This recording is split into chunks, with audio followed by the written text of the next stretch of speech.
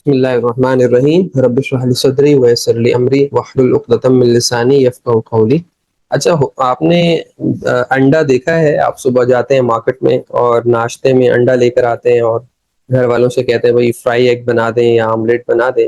अगर अब इससे ये सवाल किया जाए ये एग ये टैक्सेबल सप्लाई में आता है या एग्जेम्प्ट सप्लाई में आता है, तो आप कहेंगे ये एग्जेम्प्ट सप्लाई में आता है क्योंकि 6 कैजुअल में फॉल करता है। 6 कैजुअल में इसको एग्जेम्प्ट किया गया है। अब आप सोचें वो लोग जो अंडा बेचा करते थे पूरे पाकिस्तान में, जो अभी बेच रहे हैं, उनको हम कहते हैं लेयर फार्मर्स। यानी वो मुर्गी की एक किस्म होती है जिसे हम कहते हैं लेयर। और वो लेयर मुर्गी क्या करती है, अंडे देती जाती है, हम अंडा इकट्ठा करते हैं और बड़े बड़े स्टोर्स पे बेच देते हैं। अच्छा ये लोग भी सेल्स टैक्स में रजिस्टर होते हैं, हालांकि इनकी सप्लाई तो एग्जेम्प्ट है। तो भाई रजिस्टर क्यों होते हैं? रजिस्टर ये अपने आप को वॉलंटरली करवा लेते हैं क्योंकि रजिस्ट्रेशन के बेनिफिट हैं। जैसे कि इलेक्ट्रिसिटी के बिल पे आपका एक्स्ट्रा टैक्स नहीं आता, फर्दर टैक्स नहीं आता, और कुछ चीज इंपोर्ट करनी हो तो आप इंपोर्ट्स भी कर लेते हैं। ठीक है, तो जब आपको ये बात समझ आ गई तो ये क्या करते थे ये लोग एग्जाम गुड्स वाले। मैंने आपको जरा अंडे की मिसाल दे दी, जरा सी थोड़ी सी एंटरटेनमेंट के लिए। Otherwise there are multiple item जो एग्जेम्प्ट है और जिसकी मिसाल दी जा सकती है। मिसाल के तौर पे टेक्स्ट बुक है, लाइफ स्टॉक है, तो ये तमाम जो चीजें हैं ये एग्जेम्प्ट है और 6 कैजुअल में तो पूरी एक लिस्ट है। तो ये क्या करते थे, अपनी सेल एनेक्सर सी में सेल्स टैक्स रिटर्न में डिक्लेयर भी नहीं करते थे, अब भी नहीं कर रहे, और सेल्स टैक्स इनवाइस भी इशू नहीं करते थे। अच्छा अब हम बात करेंगे इस पोर्शन पे, सेल्स टैक्स इनवाइस इशू ना करने पे। हम उन्हें कहते थे भाई आप सेल्स टैक्स इनवाइस क्यों इशू नहीं करते, आप तो रजिस्टर हैं। वो कहते थे भाई लॉ में नहीं लिखा हुआ, और वो किताब खोलते थे और कहते थे देखो ये है सेक्शन नंबर 23 और यहाँ लिखा हुआ है a registered person making taxable supply shall issue a serially number tax invoice. तो देखो यहाँ लिखा हुआ है मेकिंग टैक्सेबल सप्लाई, और टैक्सेबल सप्लाई क्या होती है, जिसपे टैक्स होता है। तो अंडे पे तो टैक्स नहीं है। अगेन अंडा I am taking as an example. 6 casual के सारे आइटम्स को आप यहाँ पे कंसीडर कर लें, आप उनकी एग्जाम्पल बना सकते हैं। तो हम क्यों इनवाइस बनाए, तो ये एक मसला था। तो लॉ ने इसको थोड़ा सा क्लैरिफाई कर दिया और उन्होंने यहां से यहां तक ओमिट करने के बाद ये नई लाइन ऐड कर दी। अब इसको आप पढ़ेंगे, अब हम उन्हें कहेंगे देखो भाई लॉ ने तब्दीली कर दी, ये रजिस्टर्ड। पहले भी हम यही बात करते थे कि आप रजिस्टर्ड हो गए तो सेल्स टैक्स की बातें अब आप पर लगेंगी। A registered person making taxable as well as exempt supply shall issue tax invoice। आप अगर रजिस्टर्ड हो गए हैं, अब आप चाहे एग्जेम्प्ट आइटम बेचें चाहे टैक्सेबल आइटम बेचें, आपको सेल्स टैक्स इनवाइस इशू करना लाजमी है। ठीक है, इंक्लूडिंग एडवांस रिसिप्ट इनवाइस, इसको मैं अभी जरा अलग से बताऊंगा आपको। Bearing verifiable unique FBR invoice number, यानी उस पर एक एफबीआर का वेरीफाइबल यूनिक नंबर होना चाहिए, इसको भी मैं एक्सप्लेन करता हूँ। At the time of supply of goods, और जब सप्लाई हो और ये इनवाइस आप बनाएंगे तो उसमें कुछ पर्टिकुलर्स बताएं, वो इनवाइस कैसी होनी चाहिए। उस इनवाइस में जो सप्लायर है, सेलर है, उसका नाम, एड्रेस और रजिस्ट्रेशन नंबर होना चाहिए। अच्छा जो हमारा फाइनेंस एक्ट 2025-26 में चेंज आया ना, वो तो यही था जो मैंने आपको एक्सप्लेन कर दिया और एक स्टोरी आपको बनाकर बताई एक एक्ट की मिसाल लेके। तो लिहाजा now every registered person will be issuing invoice whether वो एग्जाम सप्लाई करे या टैक्सेबल सप्लाई करे। ये तो बात खत्म हो गई। आगे मैं इसलिए पढ़ रहा हूँ कि चलें थोड़ा सा टैक्स इनवाइस पे बात हो रही है तो कुछ और हम बातें आपसे शेयर कर लेंगे। अच्छा इस इनवाइस में क्या होता है, इस इनवाइस में सप्लायर की मुकम्मल डिटेल्स होती हैं। आप एंड तक रहें तो ज्यादा अच्छा है, आपको एक्सपीरियंस अपना शेयर करेंगे, बहुत काम की बातें बताएंगे इंशाल्लाह। जो सप्लायर है उसका नाम, एड्रेस और उसका रजिस्ट्रेशन नंबर होना चाहिए, नंबर 1। नंबर 2, नाम, address and registration number of recipient होना चाहिए, यानी वो रिसिपिएंट कौन होता है, रिसिपिएंट जो कि आपका बायर है उसकी ये इंफॉर्मेशन होनी चाहिए। और आगे ये कह रहे हैं in case of supplies by manufacturer and importer, कह रहे हैं अब अगर सेलर की, अब दोबारा बात ये कह रहे हैं जो सेलर है अगर वो मैन्युफैक्चरर या इंपोर्टर है, तो अनरजिस्टर्ड अगर रिसिपिएंट है, अनरजिस्टर्ड डिस्ट्रीब्यूटर, तो उसका एनआईसी तो भाई लाजमी ले लेना। अगर तुमने एनआईसी नहीं लिया तो सेक्शन 8 में लिखा है कि हम तुम्हारा input to that extent disallow कर देंगे। ठीक है, पहले यहां लिख दिया कि भाई आपने रजिस्ट्रेशन नंबर लेना है कस्टमर का, फिर कहा कि भाई ठीक है मैंडेटरी किसका है, अनरजिस्टर्ड डिस्ट्रीब्यूटर का एनटीन या एनआईसी यानी रजिस्ट्रेशन नंबर लेना जरूरी है। रजिस्ट्रेशन नंबर यहाँ पे सीएनआईसी ही होगा, एनटीन होगा, रजिस्ट्रेशन नंबर एसटीआरएन नंबर नहीं है। ठीक है, क्योंकि वन रजिस्टर्ड है। तो किस किसको का, इंपोर्टर और मैन्युफैक्चरर अगर सेलर है। अदरवाइज क्या होता है, इन दोनों का इनपुट डिसअलाउ हो जाता है टू दैट एक्सटेंट। मसलन उन्होंने 100 रुपए की सप्लाई की है तो उससे रिलेटेड उनका जो इनपुट था वो डिसअलाउ हो जाएगा।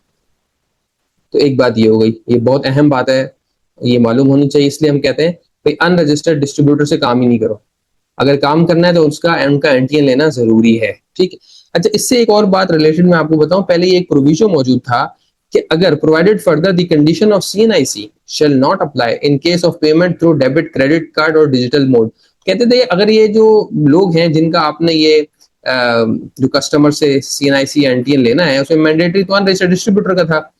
अगर आप, क्योंकि इन्हीं का इनपुट इससे हो रहा था, बाकी तो दुनिया का ख्याल रखती है, उनका था अगर अनरजिस्टर्ड डिस्ट्रीब्यूटर बैंकिंग चैनल से पेमेंट कर देना तो फिर ये भी नहीं जरूरत है लेने की, फिर कोई मसला नहीं है। लेकिन अब उन्होंने इस जो क्लॉज है इसको भी डिलीट कर दिया है, तो हाँ ये भी एक चेंज था, इसको भी उन्होंने डिलीट कर दिया है। तो अब इससे क्या होगा, हर एक का सीएनआईसी लेना और रजिस्ट्रेशन नंबर एनआईसी लेना, एनटीएन नंबर लेना मैंडेटरी हो गया है, ठीक है। अगेन रजिस्ट्रेशन मैंने बोल दिया, रजिस्ट्रेशन से मतलब एनटीएन की बात कर रहा हूं मैं।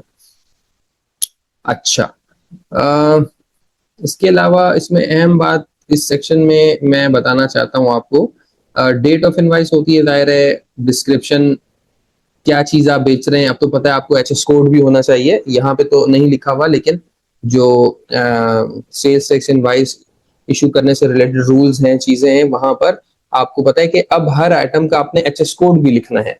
एचएस कोड आना चाहिए, गुड्स की डिस्क्रिप्शन आनी चाहिए, और क्वांटिटी आएगी आपकी कि आप कितनी क्वांटिटी बेच रहे हैं, यदि क्वांटिटी, फिर value excluding of sales tax, और फिर सेल्स टैक्स का अमाउंट और वैल्यू इंक्लूडिंग सेल्स टैक्स।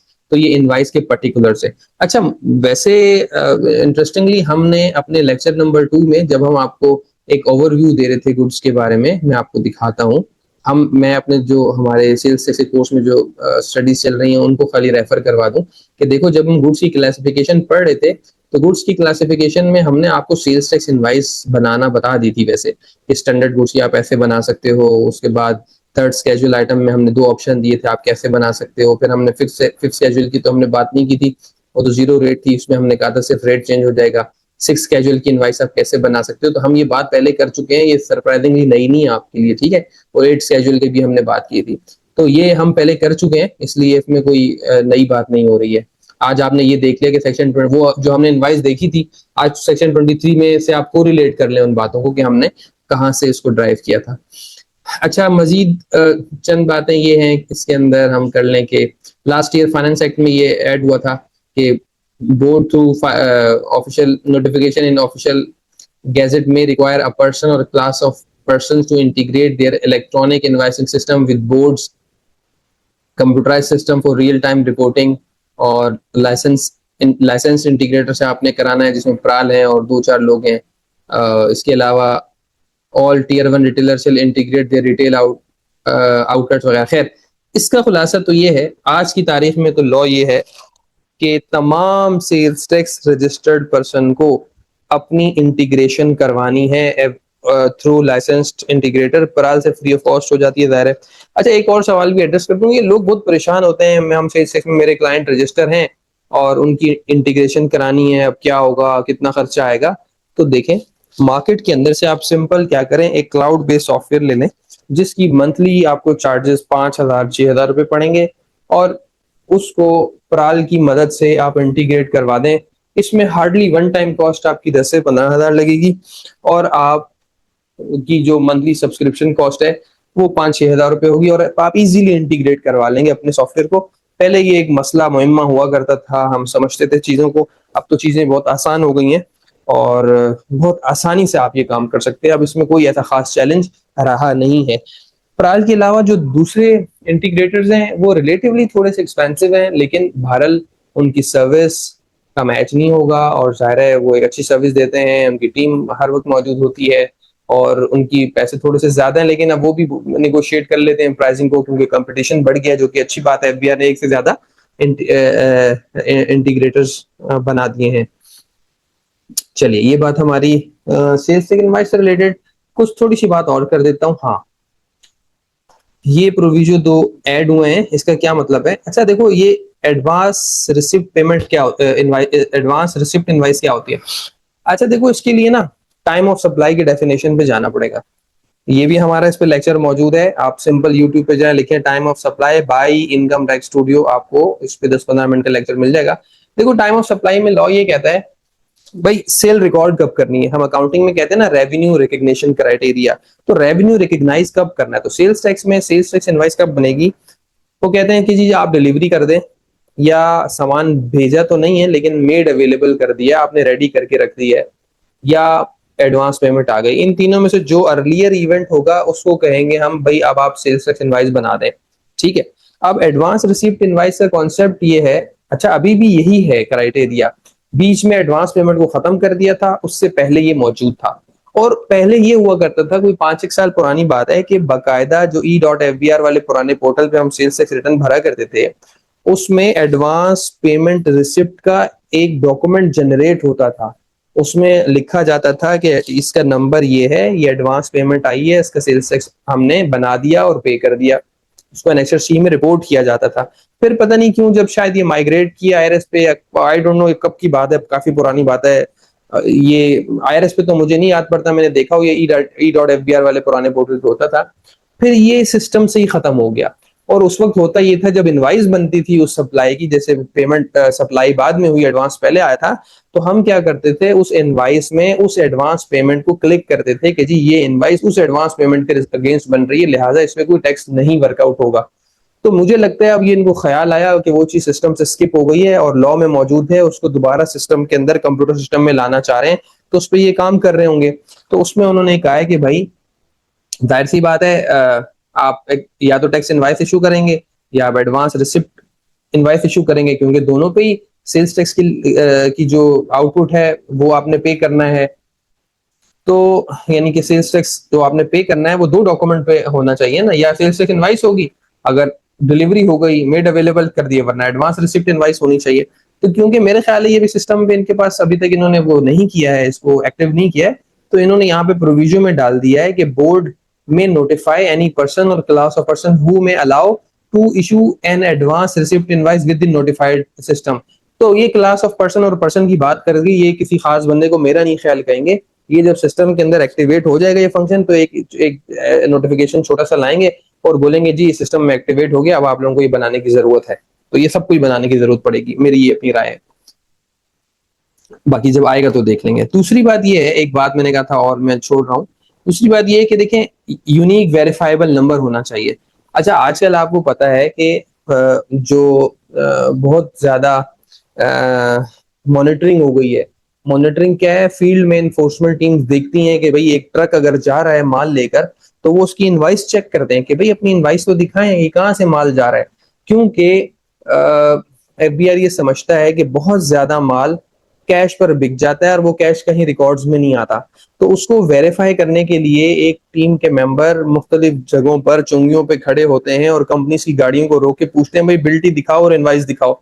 तो वहां पर इनवाइस हो, जाहिर सी बात है लोग मैनुअल बना के फैक्ट्री से अभी भी भेज रहे हैं, मेरी नॉलेज में तो बहुत सारे हैं अभी भी जो है ना मैनुअली बिल्टी बना के भेज देते हैं और मैनुअली इनवाइस बना के भेज देते हैं, और बाद में जब डिलीवरी हो जाती है हेड ऑफिस पर जो है ना वो इंटीग्रेटेड इनवाइस इशू कर रहा होता है। तो वो ये कहते हैं कि भाई इनवाइस जो है ना इंटीग्रेटेड, उसपे इंटीग्रेटेड जब होती है एफबीआर सिस्टम से, तो उस पर एफबीआर का एक नंबर लग जाता है, तो वो होनी चाहिए। लेकिन यहाँ प्रोविजन में इन्होंने मना भी कर दिया, उन्होंने कहा कि भाई provided further condition of verifiable और unique FBR invoice shall be applicable from the time notified by the board. अब मिसाल के तौर पर ये प्रोविजन नहीं डालते ना, कल ही अटक के अंदर चुंगी पे बंदा रोक के खड़ा होता, गाड़ी कहता जी आपकी तो इनवाइस तो है इंटीग्रेटेड नहीं है, चलो भाई गाड़ी साइड पे लाओ, तुसी आ जाओ साढ़े नाल आ जाओ ते चाय पानी पीते हैं, तो ये सारी कहानी शुरू हो जाती। तो ये उन्होंने बहुत राइटली काम किया कि ये एक दफा मुझे रात को फोन भी आ गया, अटक में एक गाड़ी पकड़ ली और उसने कहा कि खैर वो इससे मुतालिक नहीं था, वो अलग चीज थी, चले वो भी मैं बता देता हूँ। देखिए जो थर्ड शेड्यूल आइटम है ना, और ऐसे आइटम जो 8 स्केड्यूल में है लेकिन वो थर्ड स्केड्यूल में भी है, तो उनके ऊपर रिटेल प्राइस का टैग लगा होना जरूरी है। आजकल ये लोग जो है ना रोकते हैं और प्राइस टैग भी देखते हैं, तो गाड़ी रोक लेते हैं, मिनिमम 10 लाख रुपए जुर्माना लगा देते हैं। तो आप लोगों की अगर मूवमेंट होती है, आप ट्रांसपोर्ट देख रहे हैं, तो इसमें मेक श्योर करें, खास तौर से थर्ड स्केड्यूल आइटम और वो आइटम जो 8 स्केड्यूल में है और थर्ड में भी है, कॉमन है, तो उन पे जो प्राइस टैग लगा होना जरूरी है, sales tax amount inclusive sales tax और वैल्यू लिखा होना बहुत जरूरी है। ठीक है, तो ये जरा ख्याल रखें। अच्छा, और इसके अलावा मैं क्या कवर कर रहा हूँ आपको, एडवांस रिसिप्ट इनवाइस की डेफिनेशन भी यस इन्होंने ऐड की थी ऊपर। Advance receipt invoice means an invoice in the format as may be notified by the board. तो अब आपको इस डेफिनेशन की सेंस समझ आ गई होगी कि इसका क्या मतलब है। अच्छा, इसके अलावा मैं आपको इनवाइस से रिलेटेड कुछ और भी बता देता हूँ, और वो ये है, that is relating to penalty. उसमें सेक्शन नंबर, हम पेनल्टी के सेक्शन में आके देख लेते हैं। ये देखिए, कहते हैं कि एक एक a person who fails to issue an invoice when required under law, आप रजिस्टर्ड पर्सन और आप इनवाइस इशू नहीं करे तो क्या होगा, सच पर्सन शैल पे अ पेनल्टी ऑफ, पहले होता था 5,000 रुपीज और 3% of the amount of sales tax involve. ठीक है, तो अब इन्होंने क्या कर दिया, उसको 25,000 रुपीज की जो है ना, कि भाई आपने इनवाइस इशू नहीं की, 25,000 रुपये आपका जुर्माना है। तो ये जाहिर है, सेल्स टैक्स इनवाइस इशू करना तो एक जिम्मेदारी है रजिस्टर्ड पर्सन के लिए, तो ये एक पेनल्टी इस दफा तब्दीली भी आई है, तो मैंने आपको पढ़ा दिया। ओके, इसके अलावा अगर आप रजिस्टर्ड नहीं हैं और आप फिर भी सेल्स टैक्स इनवाइस इशू कर देते हैं, ठीक है, अब आप बोलेंगे रजिस्टर्ड नहीं है तो कैसे इशू कर दिया।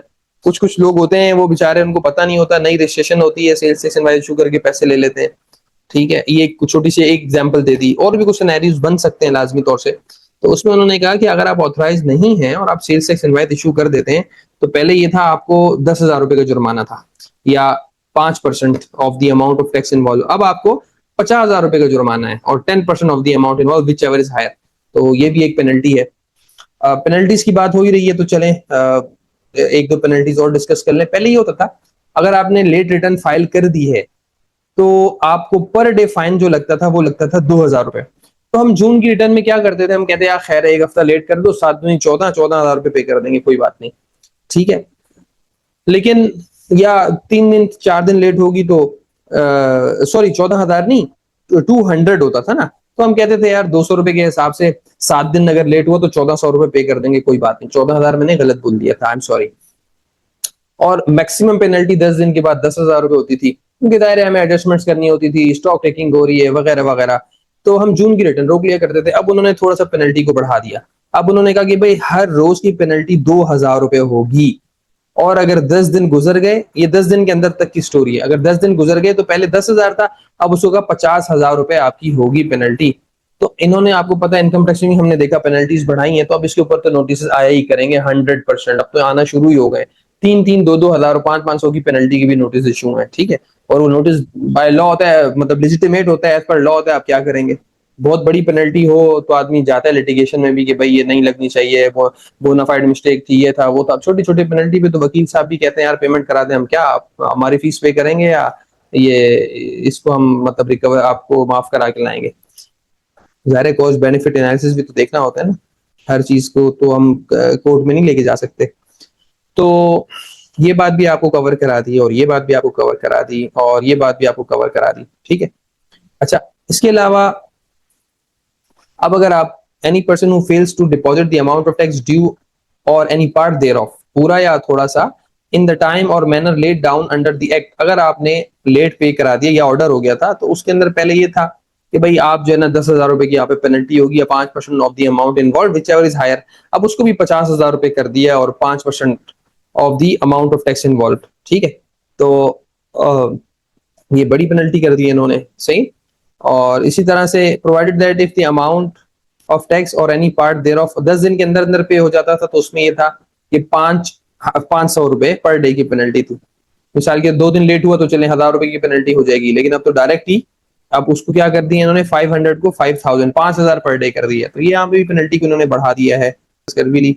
फिर वो ये कहते हैं कि where registered person issue tax invoice for a transaction which is simulated और फिक्टिशियस और फॉर विच नो एक्चुअल, अब आपने फेक इनवाइस बना दी है, फेक इनवाइस बना दी है, और आपने कोई एक्चुअल सप्लाई नहीं की थी, फेक इनवाइस के ऊपर भी such person shall pay a penalty equal to face value of the simulated और fictitious invoice।